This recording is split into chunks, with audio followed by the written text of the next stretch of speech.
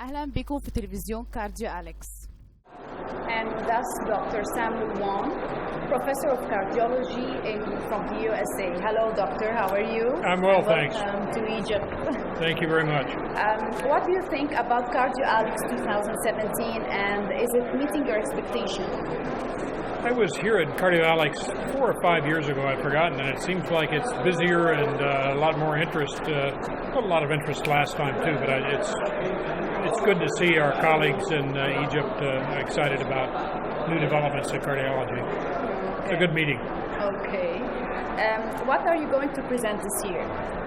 Well, the organizers asked me, I tell my colleagues at home, they asked me to send them 4 or 5 topics that I'd be willing to talk about, and I thought they'd pick 1 or 2, and they picked all 5. So I have 4 or 5 lectures on all related to cardiac imaging and different aspects of cardiovascular disease.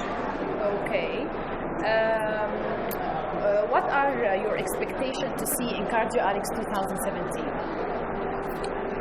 In CardioAlex, I think I have colleagues and friends that I know over the years, and it's interesting to see how our science and our profession has advanced to deal with different populations. The challenges here in Egypt are in many ways the same as those I face at home, but in some ways different as well, and the different ways of solving the same problem are always instructive to me. So I'm learning as much as teaching. Okay. How do you think about the progress of cardiovascular imaging technology? Well, in my career in cardiology, I've seen it come from really having only very crude x-rays all the way up now to some things I'm going to be talking about here, using PET scanning, using modern cyclotrons, to ultrasound, to cardiac magnetic resonance imaging.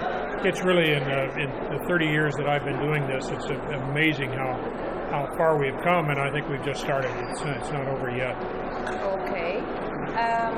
What are you expecting from advances in CMR, and how will it help being important non-invasive modality? Well, I think the challenges for imaging are that we want to have high-quality images. We want to try not to cause any harm to patients, as in having to give contrast material intravenously or using x-rays.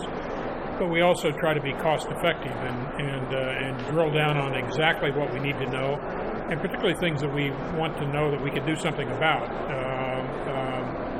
So adding that all up, we need to be cost-effective, and not everybody can have a cardiac MRI every day. Nobody would want to do that or could afford it.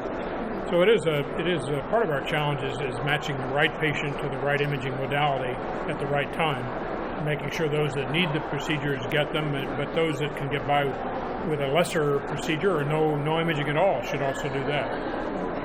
That's really a big challenge for us all, to make sure that we don't just do every imaging all the time, but to do it in the right patient. Okay. Which you consider the most important non-invasive imaging modality for detecting ischemic burden? Well, ischemic burden I would interpret that to mean how much of the heart muscle is at risk if the artery taking blood to it is occluded.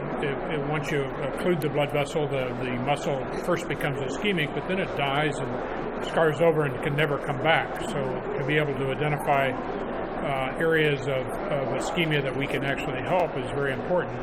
All the modalities have something to offer in those areas. That goes really back to what I said before. It's who needs what. Not everybody needs to have a stress MRI, for example.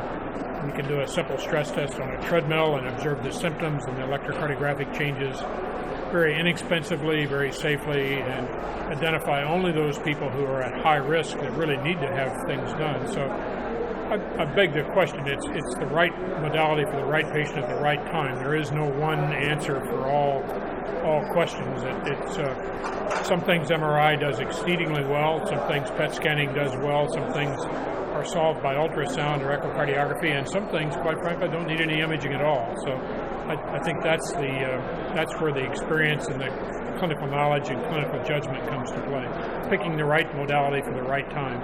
Cardiac MR has a lot of very interesting applications, and since it is completely non-invasive and doesn't even require contrast agents in some cases, it is very attractive to think that we'll do everything with cardiac MR. That's really not true. I don't think it'll ever come to that. But cardiac MR is an amazing modality. Cardiac CT is amazing in a different way. It does a lot of different kinds of things, and it does them very quickly and rapidly and three-dimensionally, and has applications that can't be matched by magnetic resonance and vice versa. I didn't really answer your question, but it really is a matter of getting the right imaging technique for the right questions. Okay, and at the end, we would like you to say a word to the world that Egypt is safe and come to visit Egypt. I've had a nice time in Egypt. I think Egypt is, we're worried about safety every place in the world now, unfortunately. It's not, another thing, cardiac disease is not unique to the United States or to Egypt, neither is concern about safety. I appreciate your question, but I feel very, very comfortable here. Okay. Thank you. Thanks a lot, Doctor. Take care now. Nice to Thank meet you. And welcome to Egypt. I hope that you enjoy and see you next year. Bye-bye.